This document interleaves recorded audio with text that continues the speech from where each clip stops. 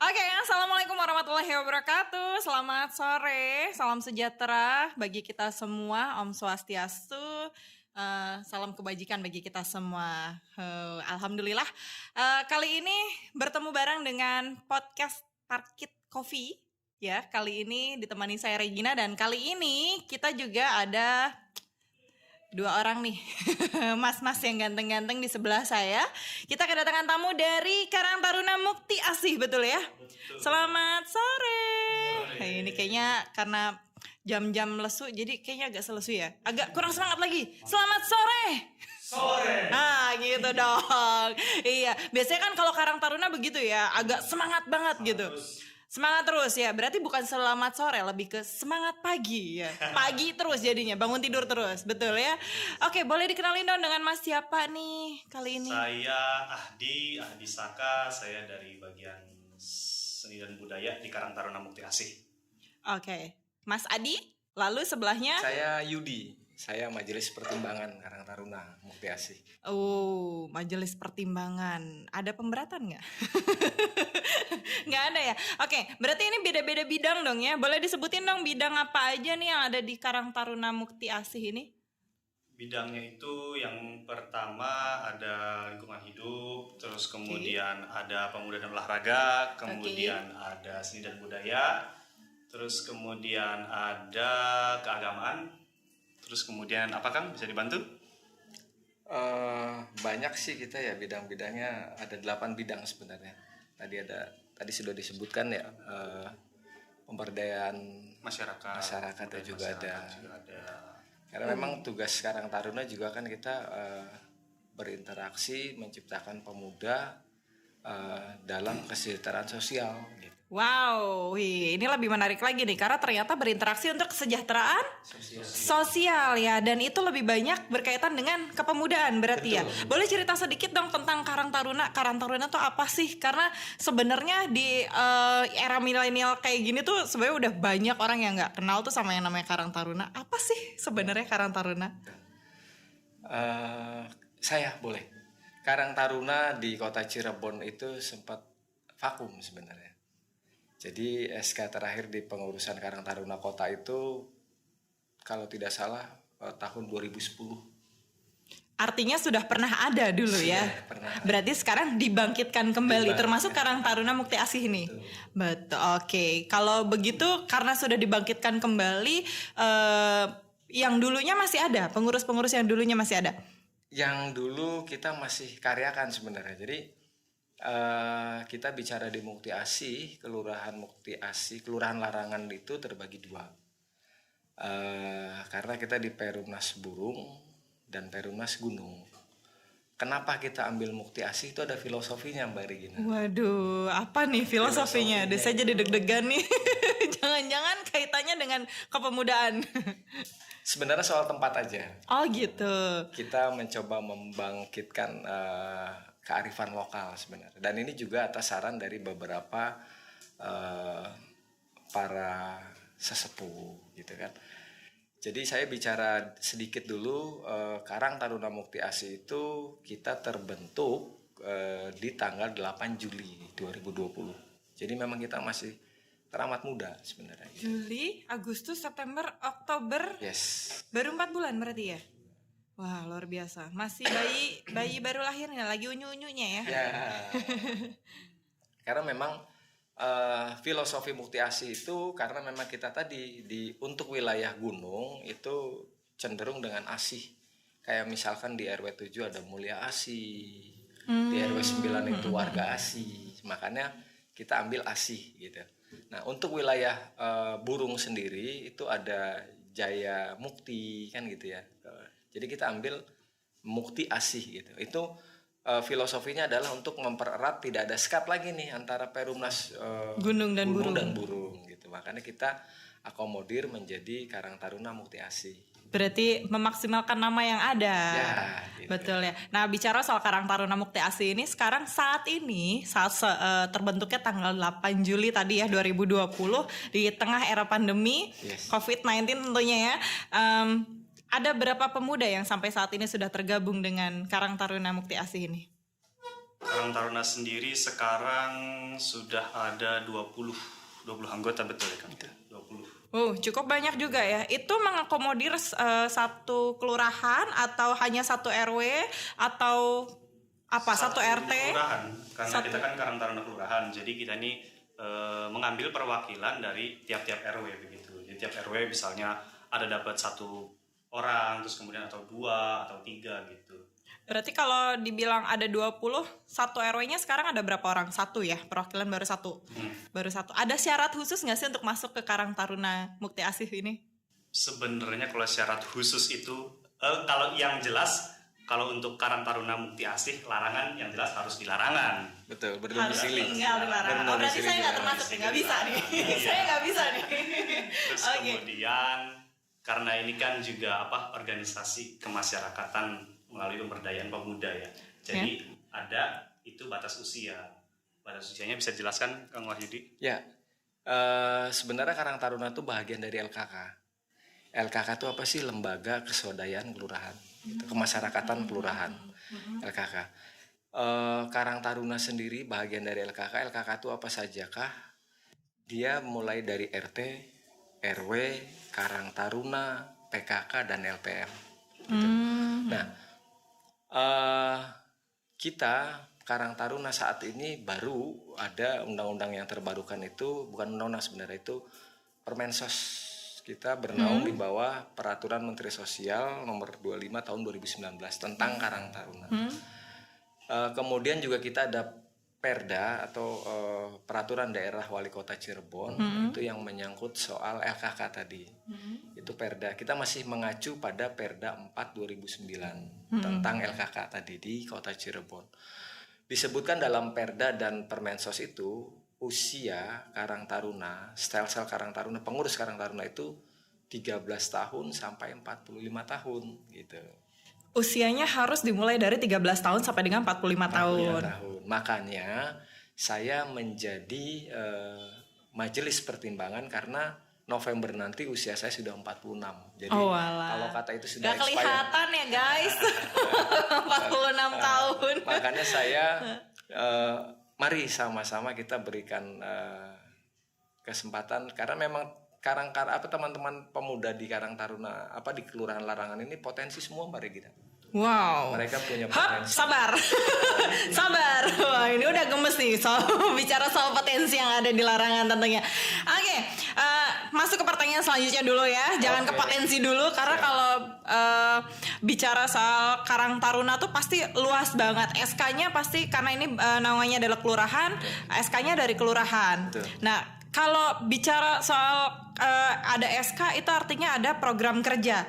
Program kerja apa saja yang sudah disiapkan oleh teman-teman Karang Taruna tentunya sampai dengan detik ini nih, walau melihat usia masih sangat muda sekali ya gitu. Tapi saya yakin dengan adanya Dewan Pertimbangan yang luar biasa, apa program yang sudah disiapkan nih setelah pandemi COVID ini atau mungkin saat pandemi COVID sekarang? Kalau untuk program itu kita dari awal sudah demokratis lah. Jadi teman-teman di sini setiap bagian, mangga ayo mengusulkan program-programnya apa saja. Apakah itu dari bagian keagamaan, programnya apa, terus kemudian dari lingkungan hidup dan lain sebagainya. Nah, jadi kita tampung dulu tuh. Nah, nanti kita setelah itu disaring kira-kira yang paling memungkinkan dan menjadi prioritas di Karang Taruna Mukti Asih ini apa nih gitu. Jadi kalau untuk programnya itu, program-program prioritasnya itu baru pertama ada Kampung Inggris. Kampung Inggris itu, terus kemudian dari lingkungan hidup itu hidroponik, oke. Dan bank sampah, oke. Baru 2 itu yang menjadi prioritas. Yang lainnya masih ada, cuma masih karena kita masih COVID ini ya, jadi itu belum. Oke, nah, berarti kalau untuk program-program, ibaratnya program-program bukan program selingan tapi program bukan program utama tapi sekarang sedang berjalan, itu ada dari seni budaya itu pelatihan angklung dan gamelan. Wow, sudah berjalan ya pelatihan. Itu latihan kita Sabtu Minggu di sekretariat kelurahan. Oke. Karang Taruna di kelurahan. Oke. Dan kemudian ada juga program liputan, karena kan kita ini kan merespon keadaan bahwa sekarang ini serba digital kan Mbak ya. Betul. Jadi kita membuat program liputan apa saja nih potensi-potensi yang ada khususnya di Kelurahan Larangan, baik itu misalnya entah itu kuliner, entah itu situs sejarah, entah itu dan lain sebagainya. Nah kemarin itu kita baru berjalan di Vihara Bodhi Sejati, itu di RW 8 Merbabu Asih. Oh, Merbabu Asih ya. Oke. Dekat Pura di Jalan Bali itu. Nah itu. Wah, luar biasa. Berjalan baru 2 itu sementara ini. Programnya cukup banyak. Nah, kalau bicara soal itu kan program jangka pendek dan program yang sedang dilaksanakan sekarang. Kalau bicara soal program, berarti bicara juga soal anggaran dana dong ya, gitu kan. Sampai saat ini support anggaran dana dari Karang Taruna Mukti Asih ini dari mana? Enggak. Ya, sebenarnya kalau di Perda dan Permensos tadi, pendanaan Karang Taruna itu ada 3, Mbak. Ada 3. Ya, Wah, pertama banyak itu banget dari- kantong-kantongnya ya. Ya, teorinya seperti itu. Teorinya. Jadi ada dari swadaya atau gotong royong masyarakat. Oke. Kemudian ada bantuan dari pemerintah, Oke. baik itu pusat, provinsi dan kota, kabupaten. Kemudian yang ketiga adalah kemitraan. Kemitraan itu bantuan yang tidak mengikat. Gitu. Misalkan seperti ini kita bisa melakukan kegiatan semacam sponsorship. Tetapi di klausul aturan tadi itu bahwa Karang Taruna ini non partisan, jadi tidak bisa dicemplungkan dalam ranah politik praktis, gitu. Karena itu tidak boleh. Contohnya apa tuh? Tidak bisa dicemplungkan ke ranah politik praktis itu. Ya, misalkan saya sendiri, saya harus mempunyai afiliasi kepada partai politik tertentu. Oke. Itu tidak boleh. Dan semua anggota itu begitu, tidak diperkenankan untuk berafiliasi atau menjadi entah itu pengurus, entah simpatisan atau kader partai politik, itu tidak. Pilihan yes, kita dilindungi undang-undang, tetapi saya berharap supaya rekan-rekan Karang Taruna ini tidak pada blok partai tertentu. Oke. Bicara soal Karang Taruna, program-programnya dan anggarannya yang sudah jelas ada 3 kantong anggaran itu, apakah Karang Taruna ini dibentuk hanya untuk memfasilitasi anggaran-anggaran yang ada atau memang sudah ada tujuan sebelumnya? Oh ya, kalau soal anggaran sebenarnya sampai 2020 ini kita masih nol. Terakhir berarti itu, walaupun di dasar hukumnya kita punya Karang Taruna ini punya 3 anggaran, 3 kantong anggaran, tapi pada kenyataannya sampai saat ini kalian masih berjalan sendiri. ya, Wah, luar biasa, tepuk tangan dong untuk teman-teman dari Karang Taruna, karena sekarang itu mencari manusia-manusia yang berilmu sosial itu agak sedikit sulit ya. Ini apalagi mau mensosialkan teman-teman pemuda di satu kelurahan ya, betul ya. Wah, luar biasa banget. Ini saya sampai merinding nih. Iya, dan tentunya teman-teman yang menonton podcast ini, saya himbau lagi kalau podcast ini dilaksanakan sudah melalui protokol COVID-19, tentunya kita sudah safety semuanya ya. Dan alhamdulillah sampai dengan walaupun kita tidak menerapkan protokol COVID saat in frame, tapi out frame-nya sebelum itu kita sudah melakukan ya Pak ya, cuci tangan, jaga jarak, menggunakan masker dan lain-lain. Lanjut ke materi lagi. Tadi ada yang sempat saya cut nih Pak ya, bicara soal potensi yang ada di Kelurahan Larangan. Potensi apa aja nih? Boleh dikasih tahu apa aja yang ada di Kelurahan Larangan? Yeah. Potensial pariwisatanya mungkin ya, atau potensi apa nih? Kalau saya melihat wilayah dulu, kultur wilayah di Kelurahan Larangan itu ada 19 RW. Oke, cukup banyak ya Pak ya? Cukup banyak. Kita kurang lebih ada sekitar 22 jiwa kalau nggak salah. 22.000 jiwa. 22.000 jiwa itu artinya hampir lebih dari setengahnya ya, Pak ya? Penduduk Kota Cirebon ya. Betul. Karena penduduk Kota Cirebon itu cuma 35.000. 350. Berarti 22.000 itu sekitar seperempat. Aduh. Betul. Jadi kalau bicara Kota Cirebon maka kita bicara wilayah kan gitu. Di Kota Cirebon itu ada 5 kecamatan dan Kelurahan Larangan itu masuk di Kecamatan Harjamukti. Oke. Kecamatan Harjamukti itu ada 57 atau 56 RW kalau tidak salah. Gitu. 57 atau 56 RW. Nah, yang punya gemuk RW-nya itu ada 2, yaitu RW Kelurahan Larangan dan Kelurahan Kecapi. Kita ada 19 RW gitu. Nah, apa sih potensi tadi yang kita gali? Saya sangat percaya dan sangat yakin bahwa 19 RW ini punya loh kader-kader muda yang memang sebenarnya mau membangun, dan ternyata terbukti dari informasi lapangan yang saya kaji banyak di Kelurahan Larangan. Contoh, ternyata kita punya anggota kita namanya Sandi Bernard. Beliau itu ketua barongsai. Jam terbangnya bahkan beliau sudah nasional malah. Wow.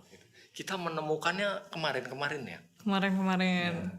Ini juga Mas Adi ini orang teater ternyata. Oh, alah. Kita ketemunya baru kemarin-kemarin. Itu arti kata ada konsep saya pribadi nih Mbak, waktu awal seleksi alam saja. Kita rekrutmennya tadi sepakat dengan Mas Adi bahwa kita rekrutmennya kita berharap kepada semua ketua RW agar mengirimkan kader terbaiknya untuk bergabung di Karang Taruna Kelurahan. Karena memang program kerja kita layaknya sebuah organisasi itu ada 3, yaitu program jangka pendek, jangka menengah, dan jangka panjang. Jangka pendeknya kita ingin merekrut anggota, termasuk pembentukan unit RW. Wah, panjang banget ya Pak ya. Oke, terima kasih.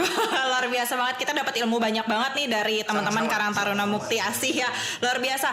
Pertanyaan terakhir saya adalah harapan apa untuk teman-teman Karang Taruna, untuk semua orang mungkin, harapan apa yang mau dicapai sama teman-teman Karang Taruna nih? Terakhir. Kalau untuk harapan, karena kita kan Karang Taruna bicara kepemudaan pada khususnya ya. Yeah. Jadi ini aja tetap bersinergis dan kemudian tetap semangat. Apalagi kita ini Karang Taruna kan senasional juga baru, istilahnya itu baru bangkit dari mati surinya lah ibaratnya lah gitu. Jadi kita prinsip kita sih mau itu ada anggaran atau tidak gitu, kita ya tetap harus bisa berdiri secara mandiri gitu tuh. Karena kan kita ini kan Karang Taruna kan balik lagi ke pemberdayaan pemuda itu sendiri sebagai wadah. Jadi harapannya kalau untuk Karang Taruna Mukti Asih khususnya ya kita semakin solid, terus kemudian semakin dikenal publik juga, karena kan selama ini publik juga kurang mendapatkan banyak informasi mengenai Karang Taruna itu apa dan lain sebagainya. Seperti itu aja. Oke, terima kasih. Sekali lagi kami ucapkan banyak terima kasih untuk teman-teman Karang Taruna Mukti Asih. Semangat terus dalam membangun swadaya masyarakat khususnya di bidang kepemudaan. Program kerjanya terus ditingkatkan. Semoga apa yang diharapkan bisa tercapai tentunya. Sekali lagi terima kasih telah menonton podcast kami, podcast Parkit Coffee. Saya Regina mohon pamit undur diri. Wassalamualaikum warahmatullahi wabarakatuh.